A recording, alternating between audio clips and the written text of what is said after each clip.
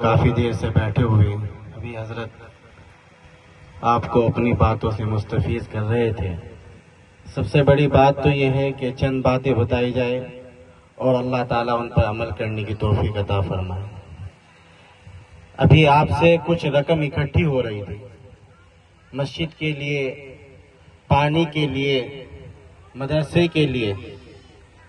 ابھی ہم نے اپنے مدرسے کے اندر ایک فریج کا اعلان کیا اور اس فریج کو ہم نے کہا کہ یہاں پانی کی ضرورت ہے، ایک فریج کی ضرورت ہے ٹھنڈے پانی کی۔ تو ہم نے ایک جگہ لکھ کے بھیجا تو اس کی 3 جگہ سے فرمائش آئی کہ یہ فریج ہماری رقم سے لے لیجیے۔ تو یہ مدرسے ہیں، اگر آپ دوں گے جب بھی چلے گا، نہیں دوں گے تو جب بھی چلے گے۔ تو ابھی نماز کا وقت بھی تیار ہے، ادھر بنیاد بھی رکھنی ہے، حضرت دعا کرائیں گے انشاءاللہ۔ تو آپ کے یہاں جو مدرسہ یہ تیار ہو رہا ہے، یہ مسجد بن رہی ہے، اس کے لیے آپ زیادہ تعاون نہ کریں، زیادہ تعاون کی آپ گنجائش نہ رکھیں۔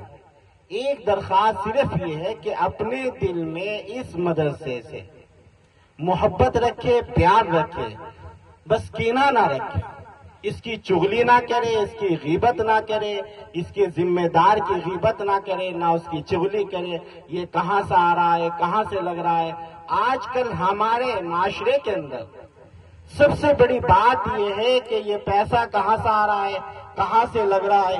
یہ جو مدرسے، مسجدیں، خانقاہیں ہوتی ہیں، یہ دین کے قلعے ہوتے ہیں اور ان کے چلانے والوں کو پتہ ہوتا ہے یہ دین کے قلعے کس طرح چلتے ہیں۔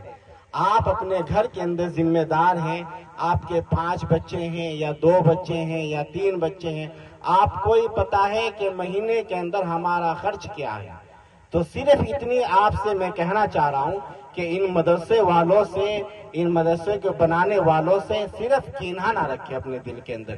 کہاں سے آیا ہے، یہ کہاں جا رہے ہیں، موٹر سائیکل پہ کہاں جا رہے ہیں، گاڑی کے اندر بیٹھ کے کہاں جا رہے ہیں۔ صرف یہ خیال رکھے کہ یہ اللہ کی رضا کے لیے کام کر رہے ہیں۔ اللہ تعالیٰ عمل کی توفیق عطا فرمائے۔